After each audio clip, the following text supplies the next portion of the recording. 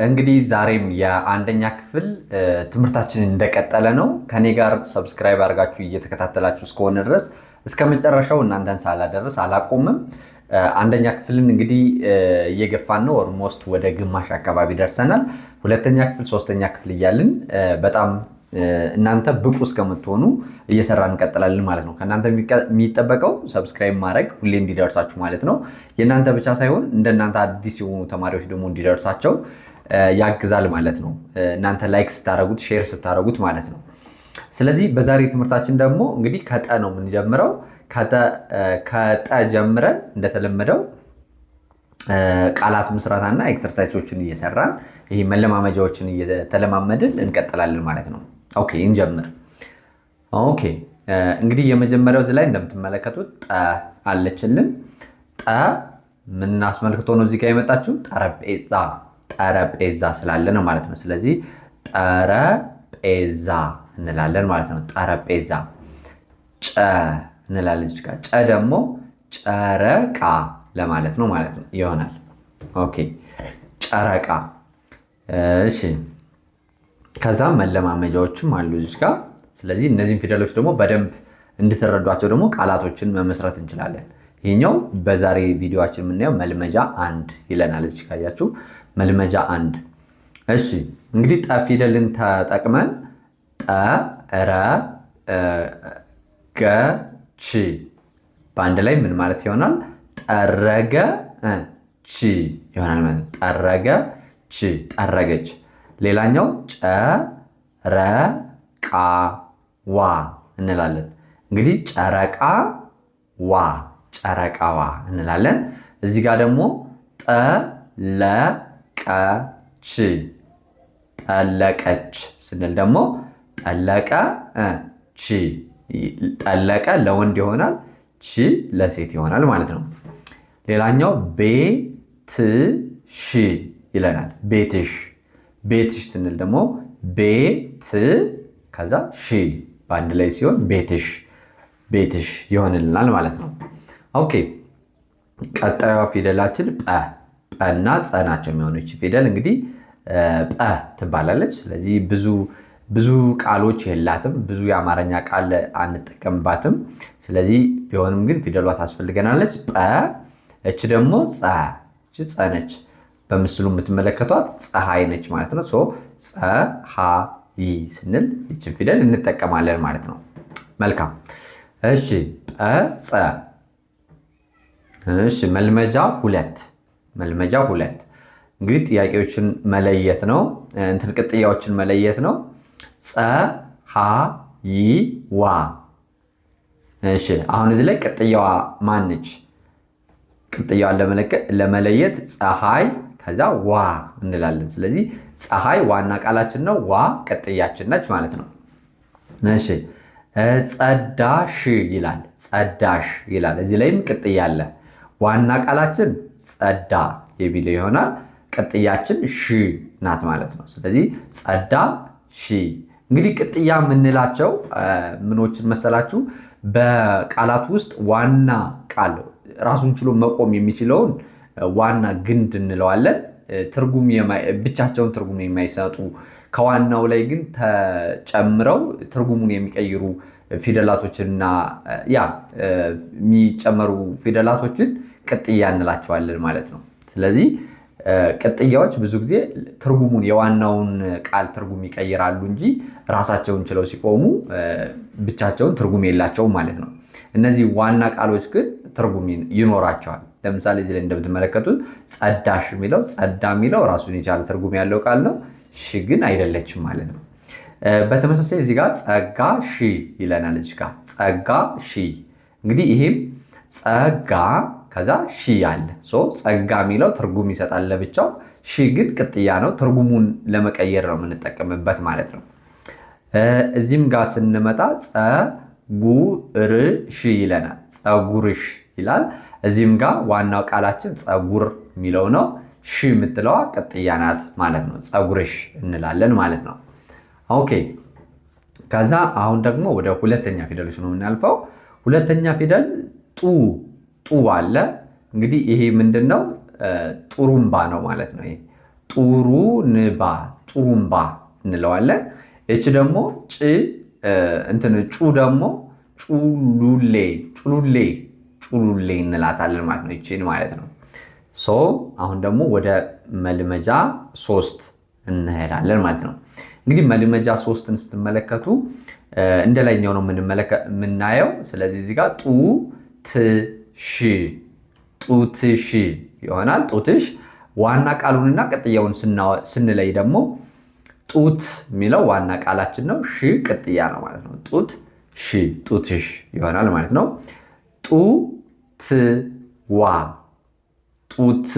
ጡትዋ ይሆናል። በአንድ ላይ ሲሆን ጡት ይሆናል። ከዛ ዋ የምትለዋ ደግሞ ለቅጥያ ትሆናለች ማለት ጡትዋ ይሆናል ማለት ነው።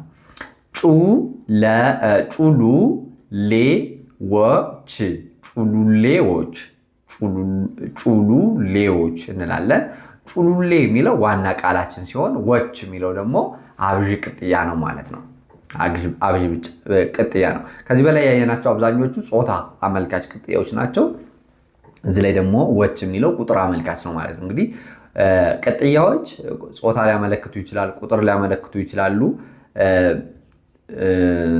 መጨረሻ ላይ ስንጨምራቸው ለተለያየ ዓላማ ወይ ደግሞ ቃሉን ሊቀይሩት ይችላሉ ማለት ነው። ቃሉን ይቀይሩታል ሲባል ከቃል ክፍል ወደ ቃል ክፍል፣ ከስም ወደ ተውላጠ ስም፣ ወደ አጀክቲቭ ወደ አማርኛው አቀላቀሉት ወደ ቅጽል ማለት ነው። እና ሌሎችም ተውሳከ ግስ፣ ተውላጠ ስም የምንላቸው አሉ። ስለነሱ ወደ እነሱ ይቀይሩታል ማለት ነው። ስለዚህ ቅጥያዎች የተለያየ ጥቅም አላቸው። እሱን ጠለቅ እያላችሁ ስትሄዱ በእርግጥ የምትረዱት ነገር ነው። ኦኬ፣ እዚህ ላይ ደግሞ ፑንና ጹን እናያለን። ይቺ ፑ ናት፣ እዚች ግዙፍ ሆና የተጻፈችዋ ፑ፣ እችም ጹ ነች ማለት ነው። ጹ። ኦኬ፣ መልመጃዎችን ማየት እንችላለን። መልመጃ 4 ላይ ደርሰናል። መጣች ይለናል። መጣች ይላል። ይህ መጣ የሚለው ዋና ቃላችን ነው። ች የሚለው ደግሞ ለሴት አመልካች ቅጥያ ነው ማለት ነው። እዚህ ጋር ደግሞ ጻፈች ይለናል።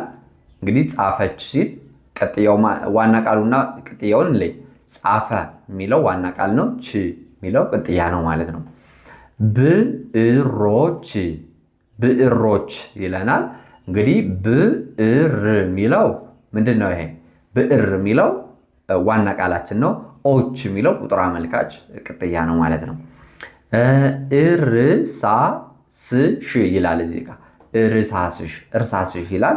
እንግዲህ እርሳስሽ ስንል ደግሞ ዋና ቃላችን እርሳስ የሚለው ሲሆን የሴት አመልካች የሴት ባለቤትነት አመልካች ቅጥያችን ደግሞ ሺ ይሆናል ማለት ነው። እርሳስሽ ይሆናል ማለት ነው።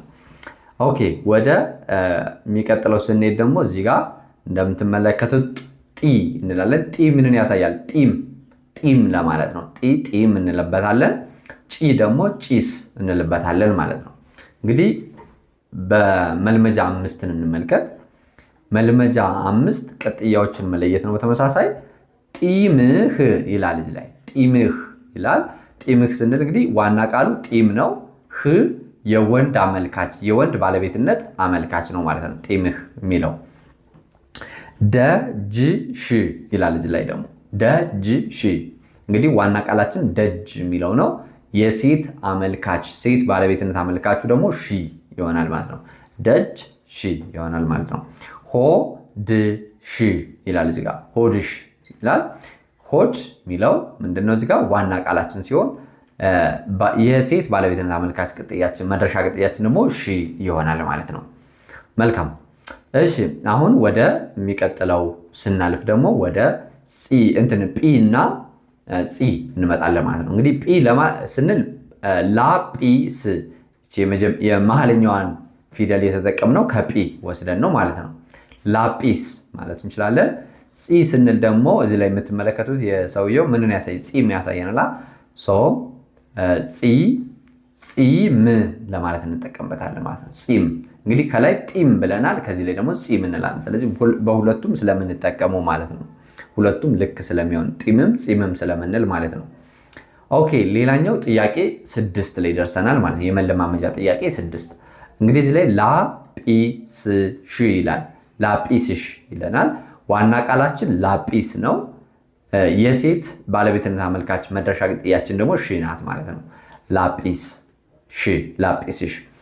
ላጲስዋ ይለናል። እዚህ ላይ ላጲሷ ስንል ደግሞ ላጲስዋ፣ ላጲሷ እንላለን። አሁን እዚህ ጋር ሁለቱም የሴት ባለቤትነት አመልካች ቅጥያዎች ናቸው። ነገር ግን የላይኛው ላጲስሽ ስንል ሁለተኛ መደብ የሴት ባለቤትነት አመልካች መድረሻ ቅጥያ ሲሆን ይህኛው ደግሞ የሴት ነጠላ ሶስተኛ መደብ ነጠላ ሴት ባለቤትነት አመልካች መድረሻ ቅጥያ ናት ማለት ነው። ይችኛው ማለት ነው።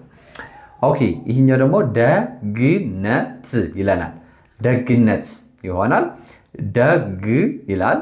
ደግ ይላል። ይሄ ዋና ቃላችን ሲሆን ነት የሚለው ደግሞ ነት የሚለው የሐሳብ ወይ ደግሞ የረቂቅ ስም አመልካች መድረሻ ቅጥያ ነው ማለት ነው። ይሄኛው ደግሞ እንግዲህ ነግሬያቸዋለሁ። ይሄኛው ደግ የሚለውን ወደ ደግነት ይቀይረዋል ማለት ነው። ስለዚህ ቅጥያዎች የቃል ክፍሉን ሊቀይሩት ይችላሉ። አሊያም ደግሞ ቁጥር፣ ባለቤትነት፣ ይሄ ምንድነው መደብ በተለያየ ዓላማ ይገባሉ። ስለዚህ ስለ ቅጥያዎች ማወቅ ያስፈልጋቸዋል ማለት ነው። ኦኬ ደግነት። እሺ ኦኬ እና የቃል ክፍሉን ስላችሁ እዚህ ላይ ደግ ምንድነው? ደግ ምንድነው? ቅጽል ይባላል በአማርኛ። ነት ስንጨምርበት ግን ስም ይሆናል ደግነት። ስለዚህ ከቃል ወደ ቃል ሽግግር ለማድረግ ተጠቀምነው ማለት ነው። ኦኬ ወደሚቀጥለው ስንመጣ ይሄኛው ምንድነው? ጣ አለ። ምን ለማለት? ጣሳ ለማለት ነው። ጣሳ። ይሄ ደግሞ ጫ አለ። ምን ለማለት ነው? ጫ፣ ጫማ ለማለት ይሆናል ማለት ነው። እሺ መልመጃ 7ን እንመልከት። መልመጃ 7። እሺ ይህም ቅጥያ መለየት ነው። ጣሳዎች ይላል። ጣሳዎች ይለናል። ጣሳ ከዛ ወች እንለዋለን። ዋና ቃላችን ጣሳ ነው። ወች የሚለው መድረሻ ቅጥያ ቁጥር አመልካች እንለዋለን ማለት ነው። ቁጥር ሀብዥ ቁጥር ማለት ነው። ይህኛው ደግሞ ጣትህ ይላል። ጣትህ ይሆናል። ጣት ማለት የእግርም የእጅም ሊሆን ይችላል። ጣት ነው። ህ ስንል ግን ባለቤትነቱ ለወንድ ሁለተኛ መደብ ወንድ ባለቤትነት አመልካች ይሆናል ማለት ነው።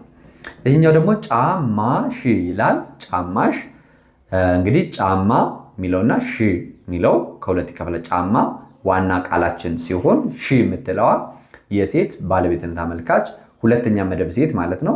ባለቤትነት አመልካች መድረሻ ቅጥያችን ናት ማለት ነው። መድረሻ ምላችሁ ለምንድን ነው? በመጀመሪያ የሚገቡ ስላሉ ነው። እሺ ኦኬ አሁን ደግሞ ወደ አራተኛ ፊደሎች ስንገባ ጳ የሚለው እናገኛለን። ጳ ምን ማለት ነው? ጳጳስ፣ ጳጳስ ለማለት ነው። ፃ ደግሞ ህፃን ለማለት እንጠቀማታለን። እሺ መልመጃዎቹን እንመልከት። መልመጃ 8 ደርሰናል። እንግዲህ እዚህ ጋር ቅጥያዎችን ለዩ ነው የሚለን። እንግዲህ እዚህ ላይ ቅድም ምን ብያቸዋለሁ?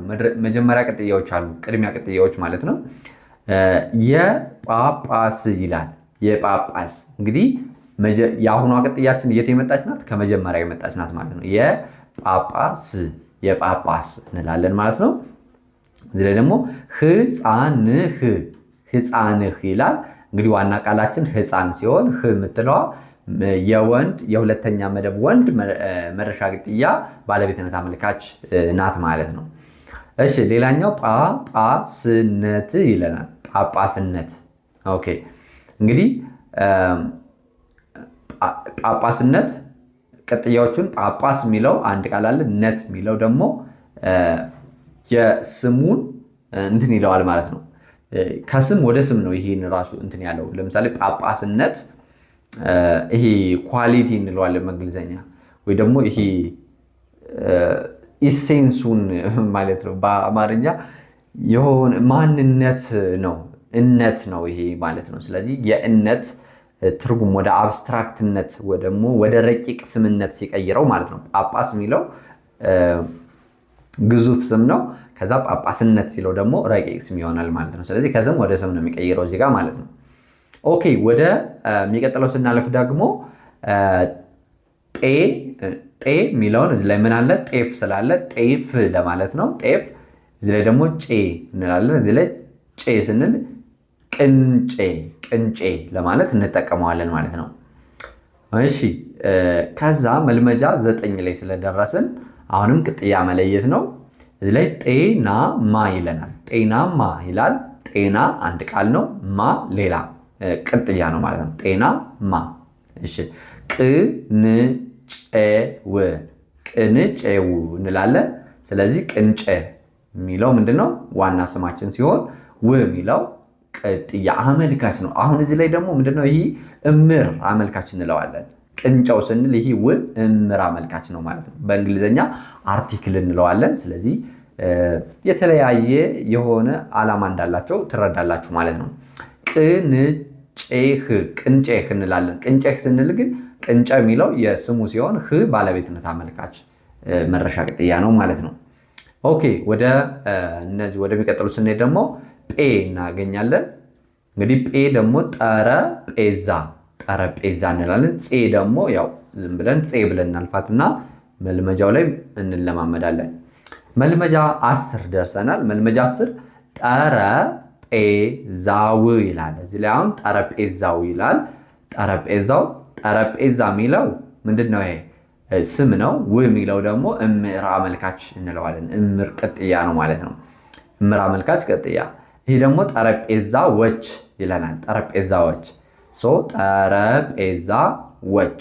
እንግዲህ እዚህ ጋር ዎች የሚለው ቁጥር አመልካች መድረሻ ቅጥያ ነው ማለት ነው። እሺ ብዛት ቁጥር አመልካች ማለት ነው። ይሄ ደግሞ ቅላጼሽ ይላል። ቅላጼሽ ስንል ቅላጼ የሚለው አንድ ቃል ነው። እሺ ደግሞ መድረሻ ቅጥያችን ነው ማለት ነው። ቅላጼሽ ይህ ባለቤትነትን የሚያመልክ የእሷ የሆነን ቅላጼ የሚያሳየን መድረሻ ቅጥያ ይሆናል ማለት ነው። ኦኬ ወደ 6ኛ ፊደሎች ስናልፍ ደግሞ ጥ እናያለን። እዚህ ላይ ምን አለ? እዚህ ጋር ምን ታያላችሁ? ጥርስ አለ ማለት ነው። ስለዚህ ጥርስ እንላለን። ጭ ሲመጣ ደግሞ ጭራ እናያለን ማለት ነው። እዚህ ላይ ያሉ ምስሉ ላይ ያሉ ፎቶዎችን ማለት ነው። ሌላኛው መልመጃ 11 ላይ ደርሰናል። እዚህ ላይም ምንድነው የምናደርገው? መድረሻ ቅጥያዎችንም ሆነ መጀመሪያ ቅጥያዎችን መለየት ነው። ጥርስህ ይላል። እዚህ ጋር ጥርስህ ማለት ነው። እንግዲህ ጥርስ ከዛ አለ ማለት ነው። በአንድ ላይ ጥርስህ እንላለን። ጥርስሽ እንላለን። ጥርስሽ እንግዲህ ለሴት ለወንድ የሚያደርገው መጨረሻ ላይ ያሉ ቅጥያዎች ናቸው ማለት ነው። ጥርስሽ እያልን ማለት ነው። ጭራዋ እንላለን። ጭራ ምንድነው? ዋና ቃላችን ነው። ዋ የሚለው የእሷ መሆኑን የሚያመለክት ነው። እንግዲህ ጭራሽና ጭራዋ ስንል ምን ማለታችን ነው? ጭራሽ ስንል አጠገባችን ስላለች ሁለተኛ መደብ ሴት ባለቤትነት አመልካች መድረሻ ቅጥያ እንለዋለን። ጭራዋ ካልን ደግሞ የሌለች ሴት ስለሆነች ሶስተኛ መደብ ለሴት ነጠላ ቁጥር አመልካች ነጠላ ቁጥር ባለቤትነት አመልካች እንለዋለን ማለት ነው። ሌላኛው ያው ጭራዎች እንላለን። ጭራዎች ስንል ደግሞ ያው ጭራ ዋና ቃሉ ነው። ዎች የሚለው ብዙ የሆኑ ጭራዎች የሚለው ቁጥር ሆኖ ብዛቱን ያመለክታል ማለት ነው። ኦኬ ወደ 6ኛ ፊደል ጵና ጽ ስንመጣ ደግሞ ጵ አለ። ከዛ ጽዋ ለማለት እንጠቀመዋለን። ጽዋ ለማለት ይሆናል። እሺ ከዛ መልመጃ 12ን እንለማመዳለን። መልመጃ 12 ጽናትሽ ይላል።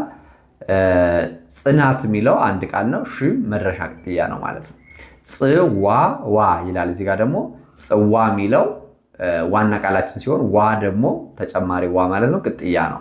ምን ለማሳየት ነው? ባለቤትነት የሶስተኛ መደብ ሴት ባለቤትነት አመልካች መድረሻ ቅጥያ ነው ማለት ነው። ይሄ ጽናትህ ይላል። ደግሞ ጽናትህ አጠገባችሁ ላለ ወንድ ማለት ነው። ያም ማለት ሁለተኛ መደብ ወንድ ሆኖ ባለቤትነት አመልካች ይሆናል ማለት ነው።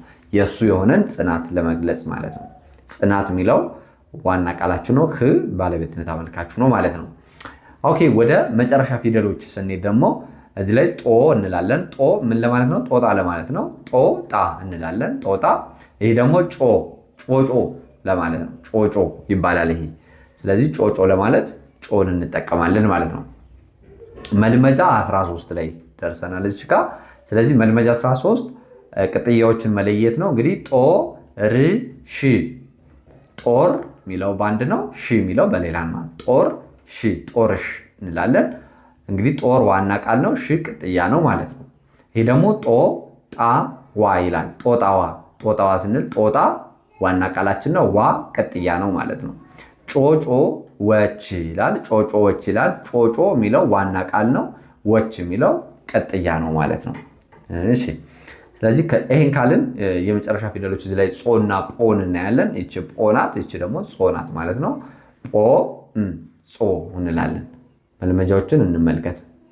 እሺ እንግዲህ እዚህ መልመጃው ላይ ቅጥያ መለየት ነው። አሁንም ጾምህ ይላል። ጾምህ፣ ጾም የሚለው አንድ ነው፣ ህ የሚለው መድረሻ ቅጥያችን ነው ማለት ነው። ጾምሽ ይላል። እዚህ ላይ ደግሞ ጾምሽ ይላል። ጾም የሚለው ምንድን ነው? ዋና ቃላችን ነው። ሽ የሚለው ደግሞ ለሴት መሆኑን ያሳየናል ማለት ነው። እዚህ ላይ ደግሞ የጾም ይላል። የጾም ይላል። እንግዲህ የመጀመሪያ የምትገባ ቀጥያ ስትሆን ባለቤትነት አመልካች ናት። ጾም የሚለው ደግሞ ዋና ቃላችን ነው ማለት ነው። ኦኬ ስለዚህ ይህን ካልን ወደ መጨረሻ፣ ምክንያቱም ቀጣይ ሌላ አይነት ሀሳብ ይዤላችሁ ስለመጣ ትምህርት 14 ወይ ደግሞ ይቺ አጭር ስለሆነች አሁን ማየት እንችላለን። አይ ቲንክ ያ ምዕራፍ 7 ተረቶች አለ። ስለዚህ ይቺን ልጨርስላችሁ ቶሎ ቶሎ ማለት ነው። ኦኬ ትምህርት 14 ትምህርት 4 ቃላት ናቸው። እንግዲህ ለሚከተሉት ቃላት ፍቺ ስጡ ነው የሚለን። እንዴት ነው የምትፈቱት? ጠረገ ይላል። ጠረገ ማለት በሌላ አባባል አጸዳ ማለት ነው። ኦኬ ከወነ ይላል። ከወነ በሌላ አባባል ምን ማለት ነው? ፈጸመ ማለት ነው። ስለዚህ እንደዚህ ይሄን እንድትረዱ ነው የሚፈለገው። በዚህ መሰረት እነዚህን ማየት እንችላለን። ለምሳሌ ሰበረ የሚለውን ምን ትሉታላችሁ? ሰበረ የሚለውን በተለያየ መንገድ ልትገልጹ ትችላላችሁ። እንደ ቤት ስራም ብሰጣችሁ ደስ ይለኛል። ይህኛው መረጠ ይላል። መረጠ። ይህኛውን ሰመረ፣ ሰመረ። አረመ፣ አረመ። እንግዲህ እዚህ ላይ ኦኬ የተወሰኑትን ልስራላችሁ። ለምሳሌ አረመ ማለት ምን ማለት ነው? አስተካከለ ማለት ይሆናል። አስተካከለ፣ አስተካከለ ይሆናል። አረመ። ኦኬ ወይ ደግሞ አረመ ማለት ወይም ደግሞ ከእህል ላይ አረሞ፣ አረሞን መንቀል አረመ ሊባልም ይችላል። አረሞ መንቀል ወይ ደግሞ ከእህል ጋር የሚበቅል አላስፈላጊ የሆነን ተክል፣ ሳርን፣ እህል ያልሆነውን አካል አረመውን አረመ ስንልም ይሆናል ማለት ነው። ሰመረ ስንል ደግሞ ሰመረ ማለት እንደተጠበቀው ወጣ ወይ ደግሞ ጥሩ ውጤት አሳየ እንደማለት ነው። ስለዚህ ሰመረ፣ ሰመረ ጥሩ ሆነ ማለት ነው። ጥሩ ወይ ደግሞ ተስተካከለ፣ ተስተካከለ ማለት ትችላላችሁ። ሰመረ፣ ደረሰ፣ አማረ፣ አማረ ልበለው። አማረ አውዳዊ እና አውዳዊ የሚባል ትርጉም አለ በቋንቋ ውስጥ ማለት ነው። ስለዚህ መቼ ነው ይህን የምትሉት የሚለው ይወስነዋል ማለት ነው። አሁን ሰበረ የሚለው ለምሳሌ አቋረጠ ሊሆን ይችላል። አቋረጠ፣ አቋረጠ ሊሆን ይችላል። ሌላም ቃል መስራት ትችላላችሁ እናንተ በቤት ስራው ላይ ኮሜንት ላይ ከታች አማራጭ ይህን ሰበረ የሚለውን ቃል አማራጭ የሚሆናችሁን ትርጉም ትጽፉልኛላችሁ። ኦኬ እንግዲህ የሚቀጥለው ትምህርት 5 የሚለው ነው ጽፈት። ኦኬ አረፍተ ነገር መመስረት ነው። እዚህ ጋር ደግሞ በጣም ቀላል ነው። ለምሳሌ እዚህ ላይ ቶላ ልብስ አጠበ ይለናል። ቶላ ልብስ አጠበ። ስለዚህ እዚህ ላይ የት የመጣ መሰላችሁ? ቶላ ይላል። ለምሳሌ እዚህ ጋር ቶላ፣ ከዛ ልብስ ምትላለች እዚህ ላይ፣ ከዛ ከዚህ ውስጥ ወስዶ ደግሞ አሁን ይችን ሲመርጥ ስናገናኛቸው ቶላ አለ፣ ከዛ ልብስ አለ፣ ከዛ አጠበ አለ። ስለዚህ ትርጉም ያለው ቃል አረፍተ ነገር መሰረትን ማለት ነው። ሌላኛው በቀለች ይላል። በቀለች፣ በቀለች ስትል ደግሞ የሰው ስም ነው። እሺ በቀለች ስዕል ስዕል ከዛ ሳለች። ስለዚህ በቀለች የሚለውን መጀመሪያ ከዛ ስዕል ሁለተኛ ሶስተኛ ሳለች ካላችሁ በቀለች ስዕል ሳለች ይሆንላችኋል ማለት ነው። ይሄ ደግሞ ከድር ይላል። ከድር መልመጃ ከድር መልመጃ ሰራ። ከድር መልመጃ ሰራ የሚል ይሆናል ማለት ነው። ይሄኛው ደግሞ ሲፈን ገመድ ዘለለች። ሲፈን ገመድ ዘለለች ብላችሁ ትጽፋላችሁ። አረፍተ ነገር መሰረታችሁ እንላለን ማለት ነው። እንግዲህ በቀጣይ የምናየው ምዕራፍ 7 ነው፣ ተረቶች የሚል አለ። ስለዚህ በቀጣይ ደግሞ እነዚህ ላይ ገብቼ በደንብ የማስተምራችሁ ነው የሚሆነው። እስከዚያ ግን ያው ላይክ ሰብስክራይብ እያደረጋችሁ ምክንያቱም አዲስ ስለቅ እንዲደርሳችሁ ማለት ነው። ላይክ ሰብስክራይብ እና ሼር ማድረጋችሁ እንዳትረሱ። ከዚህ ባለፈ ደግሞ በግላችሁ ማጥናት ከፈለጋችሁ እኛ ጋር በሳምንት 5 ቀን በቀን 1 ሰዓት እያስጠናን ተማሪዎች በአጭር ቀን ውጤታማ እየሆኑ ከኛ ጋር ልብ ለልብ እያወሩ የሚፈልጉትን ነገር እየጠየቁ በአጭር ቀን ውጤታማ እየሆኑ መጽሐፍ ማንበብ እየቻሉ ነው። ስለዚህ እናንተም አሁኑኑ ስልኬን ከስር ደውላችሁ ቴሌግራም ላይ ዋትስአፕ ላይ እና ኢሞ ላይ ታገኙኛላችሁ። ዲስክሪፕሽን ላይም አለ ሊንክ ወደዛ የሚወስዳችሁ፣ አሊያም ደግሞ ስልኬን መያዝ ትችላላችሁ። አናግሩኝ፣ ቀጥታ ትምህርታችሁ መጀመር ትችላላችሁ ዛሬውኑ ማለት ነው። ስለዚህ የዛሬ ቆይታችን ይመስላል። በቀጣይ እስከምንገናኝ ሰላማችሁ በያላችሁበት ይብዛልኝ። ሰላም፣ ፍቅር፣ ጤና ለሀገራችን። ይህ የእናንተው ምርጥ ፋኖስ ኢትዮጵያ ነው።